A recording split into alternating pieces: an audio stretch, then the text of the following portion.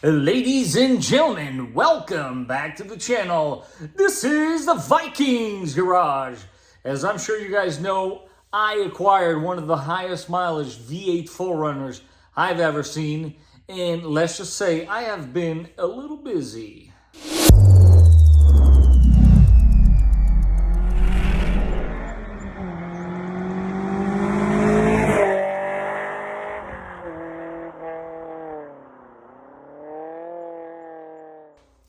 As I'm sure most of you know, I have recently acquired a project from a friend of mine, and I put it in your hands what it was that you wanted me to do with this particular 4Runner that happened to have, in my opinion, a very, very special engine, the V8 nonetheless.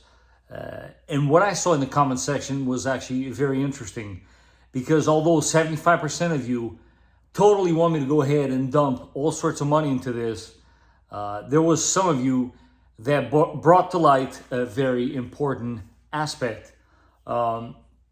Guys, this is a bit difficult for me to make this episode, but I'm trying to be as honest and realistic here with most of you.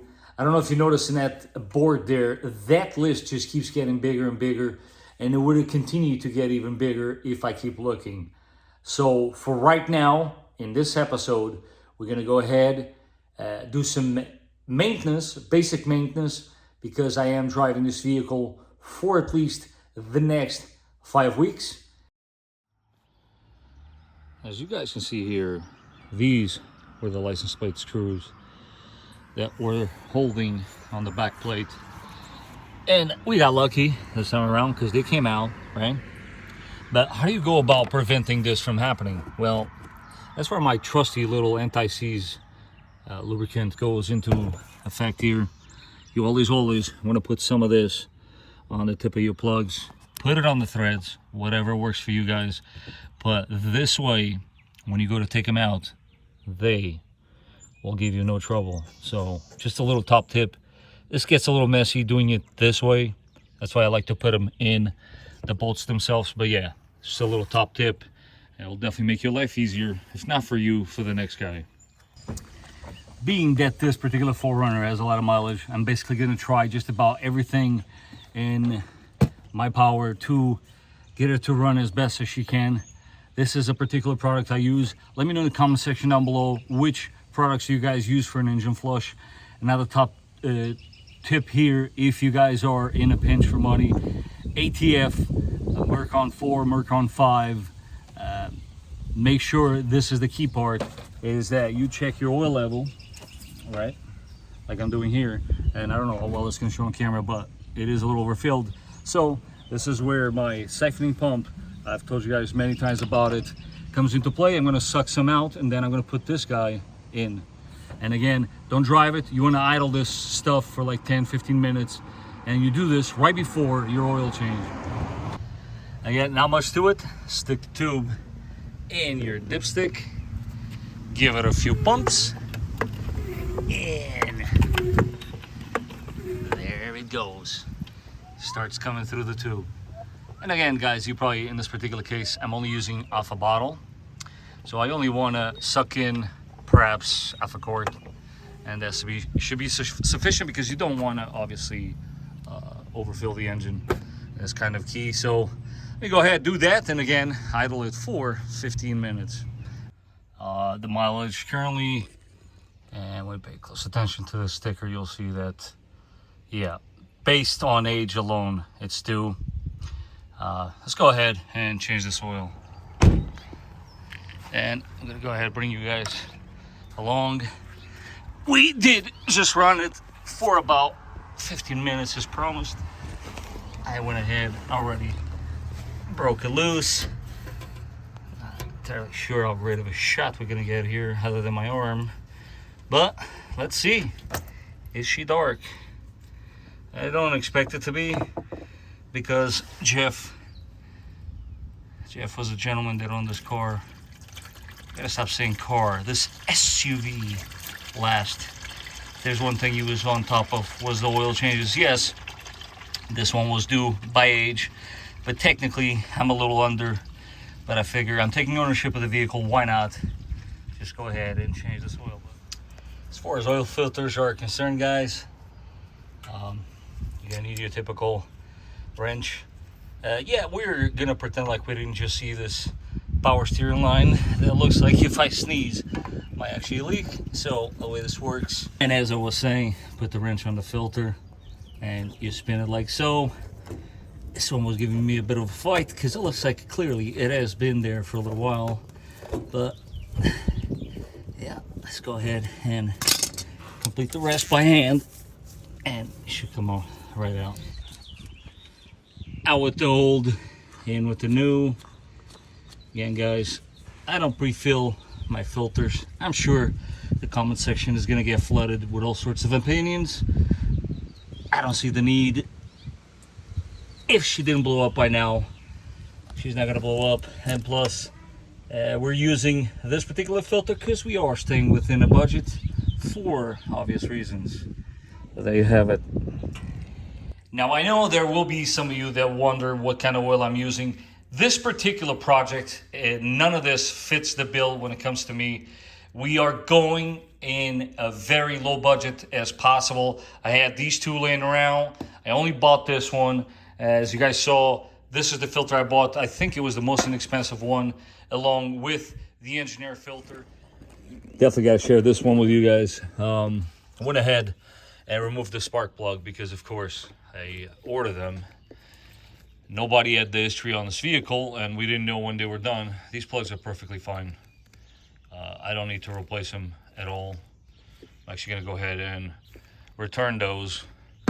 But on the other end, wow, that looks crazy. That's a crack. That's not supposed to look like that. More or less supposed to look like this. Whoa. Definitely want to keep an eye on this. Guys, with these V8s, yes, you have the exhaust manifold issue. Everybody knows about this ticking, okay? And hopefully this can be one of the highlights of this video and it could possibly help somebody. Although these plugs were replaced, and being that I checked the records, it seems to me it was a little gray. Somebody replaced the coil. I don't know if you can see it back there. It even has a different screw. That coil has been replaced, and the same line said plugs. That was 15,000 miles ago. When I asked the last owner, he wasn't sure, but sure enough, yes. The plugs have been replaced. My point here is you have to check these plugs. That plug was loose. Now, I don't know why that is, but it is a very common thing for these engines to break the plugs loose. The torque spec on these is 13 foot-pounds of torque, which I personally think it's a little on the lower side. I actually go an additional 5 foot-pounds of torque. Yes, go ahead and tell me on the comment section down below that I'm wrong. I have never, ever once had an issue. Just a top tip, yes, oftentimes the ticking will be your exhaust manifolds that are cracked or the gaskets are leaking, but don't take that as the only reason why it's ticking. Double check your plugs, guys. Always, always on these. Double check your plugs because they will break loose. I've seen it, and it gets very expensive very fast. As far as the PCV valve is concerned, again, a little hard to tell. I would not be surprised at this mileage if it hasn't been replaced already, but let's go ahead, take it off. It is a 22 mil, weird size, but it is the size nonetheless, and check its condition. As I suspected, it has been replaced indeed. A little bit of gunk here and there, but I'm gonna go ahead, just install the new one, and I'll show you guys the end result. That's all she wrote. There's really not much to it. I would, if I had in hand, put a new vacuum hose there, but I don't have one right this second. But it's beside the point. That is the part number in case you guys want to use it. I chose not to put this back because it's basically falling apart and it would have been sitting improperly regardless. The power steering fluid was looking a little sad, so we went ahead and flushed that power steering fluid a couple of times. This particular one, being the limited, does come pretty well equipped. Got that compass there on the mirror, dimming mirrors. You got your garage openers. Of course, it has a sunroof. And it is kind of nice that you can have a spot for your shades, if you will. It does have a mirror, and very cool feature that I've not seen this on any other model is this guy right here. I mean, although it blocks a lot of the visibility, that's kind of neat. Super interesting how they designed that to function with your regular mirror, and it's there, and you wouldn't know unless you actually looked for it. Another crazy detail with these 4Runners is the missing the handle there, but hey, the A-pillar does have a handle. I like that. But for comparison, there's the handle on the other side. Kind of a odd thought process there, but I think I understand. And when I flip the camera around, I will try to explain. Why do I think the engineers actually went away with this handle? You see the proximity to the head? Although, when you sit on the passenger side, it's kind of the same story. But that's the only thing I can think of, that they decided to just put those little covers there, because after all, I believe that this thing should have a handle, mainly because I wanted to match the other side, but I don't know. What do you guys think? That's kind of unusual, right? What is this, an option? I don't think it's an option. I never actually bothered to look on other models to see if it has a handle, but a little strange. If you got a 4th gen, let me know in the comment section down below. Do you have a handle here? I honestly couldn't really help myself. Cabin air filter's out. I happen to have a new one laying around, so why don't we give this old gal a nice fresh scent to start this party. Oh, and yes, by the way, it's already paying me back. Found all that change while cleaning it. Here's a perfect example. It's starting to act up. See, doesn't want to open. The switch definitely needs replacement. Come on. Nah, it's not gonna do it. I can tell you one thing that's still working. Check that out. Ready? What? That is cool, man. Tell me that isn't cool. Now I'm gonna show you guys a couple of quick tests that you can do at home to check the condition of your vehicle that you just recently purchased, like I did with this one.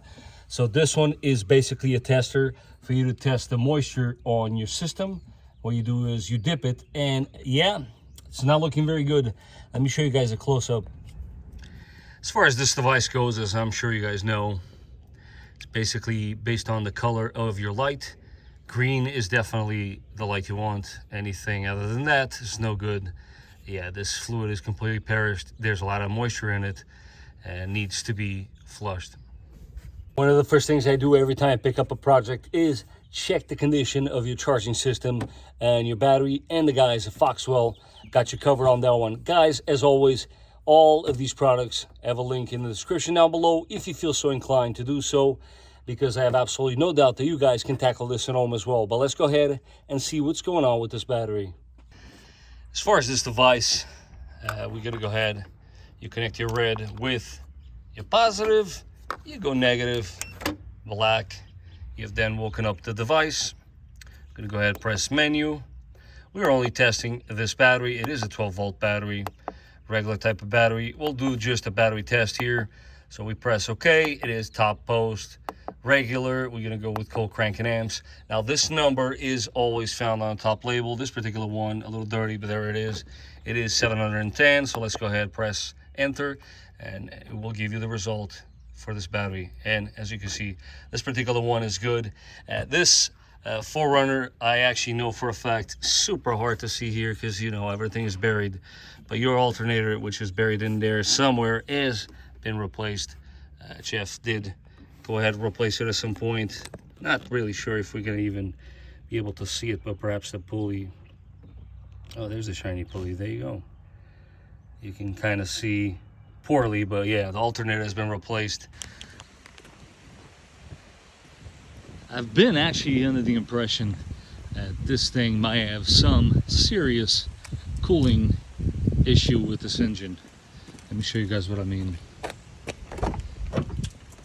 Do a quick cold start for you guys and run back there.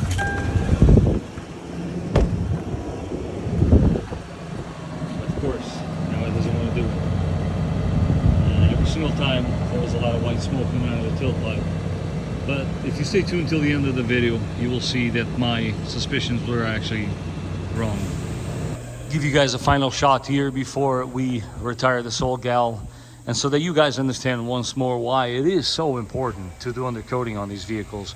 So the issue with this particular one all lies, and a lot of them for that matter, on the passenger side. There is definitely cracks up on top, guys, as you see there. This is not just the bottom. The problem all starts on the top. As you see there, this is a tough angle to show, but as you'll see here in a second, it's all, you know, the light comes right through the top. As in, what I'm trying to tell you is this top portion is pretty much perforated throughout, and you see the bottom here and it looks terrible, because it is. But yeah, the sole kind of looks very similar, if not worse, on the top as well. And this is basically what took out this vehicle. To me, it's the end of the road. Just, you know, your typical overall check here. I'm just looking it over, just showing you guys the condition that this vehicle has after these many miles. It is by all means impressive that it runs the way it does. Super wet up there, no surprise. That's your valve cover gasket pretty much leaking. They all do. Axle boots are by all means ripped and leaking as well. And now I've actually, for once, discovered where this coolant is going. It's a small leak, but it's a leak nonetheless. You guys see the pink there? So the radiator is also leaking. At least I am glad to tell you guys that it's not the engine that's burning the coolant. It is actually leaking from the radiator, and we'll take that as a win. But again, you see what's going on here. This thing is completely perished. Yeah, I mean, you do not want to see this whatsoever. This was the one that I actually leaned on to get up when I saw it flexing, and it scared me. But there you have it, guys. Just a closer look, better than I gave you guys before, but undercoat your frames or this could happen to you. Here's a perfect example, guys, on how you always want to check underneath these frames. I know this is becoming very redundant, but I figure I show you guys what you actually should be expecting as an acceptable outcome. This particular vehicle is a little newer than the one on the video with the damage, but as you can see here, there is no perforation whatsoever, and this is technically what you want to see. You want this to be nice and dry and no holes up top there, and basically just a uniform. And once more, when you look here at this radiator support, you know, you're not basically taking out chunks. Pretty neat. They have a little bit of an addition here, some sort of a skid plate. But yeah, this particular one is an 06 and it has 56,000 miles. Now I know some of you might still not be convinced that this vehicle should still be fixed. Guys, I literally stopped writing things on the board. It was pointless. Everything that I looked at had a problem. I am super happy to say that for once there was no issue with the V8. That's super exciting, especially when you consider the mileage. But it's one of those things. There's too many things wrong with it, guys. Don't ever let your frame get to that point, because that repair alone is expensive. Forget about the rest. There's just too many things, too many miles on the trans, too many miles on the engine. Not that it couldn't keep on going. I have absolutely no doubt in my mind that this 4Runner would have made it to 500,000 miles, no problem. As I'm sure you picked up by now, I am clearly not going to be saving this one. Guys, it is not smart for me to invest tons of money into something that is entirely too far gone. You might not see it, but it is. There's a lot going against it. The board is not even completely filled, because I figured, what is the point? Everything that I'm looking at is too far gone. Point of this very short series was undercoat your frames. Undercoat your frames. You live in the Rust Belt area. You have no other option, because the government puts this stuff on the ground to melt the snow. That is destroying your frame. So undercoat your frame, or else this is what you should be expecting. If anything that you can get out of this, I hope that was it. because as I'm sure you guys know, I cannot sell this vehicle the way it is to anybody. And I felt like it was the very fitting ending for it. Actually, I'm not going to tell you what it is. You will understand that it's going to live on in other vehicles by providing its vitals, if you will, its parts. So I'll leave you guys here with the clip. You guys will figure out where it is that is the faith of this 4Runner. But in the meantime, guys, if you find this kind of content helpful, as always, help the channel. Don't forget to smash that like button. If you haven't done so and you want to see what's coming up, don't forget to subscribe. And I will catch you guys on the next one. Well, actually, before I go, I'm going to leave a little teaser. Grab the eraser here, and we're just going to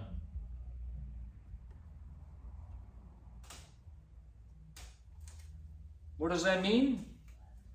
You're going to have to stay tuned and find out. And there's your final number there. And talk about cutting it close. It has no gas, but that's okay because where she's going to be dropped off, they will have to drain all the fluids.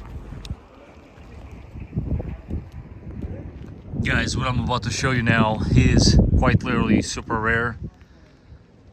Yep, FJ Cruiser here at the Junkyard. To me, that's actually a first, and you would think that the frame is actually what took it out, but it clearly has taken a hit in the front here.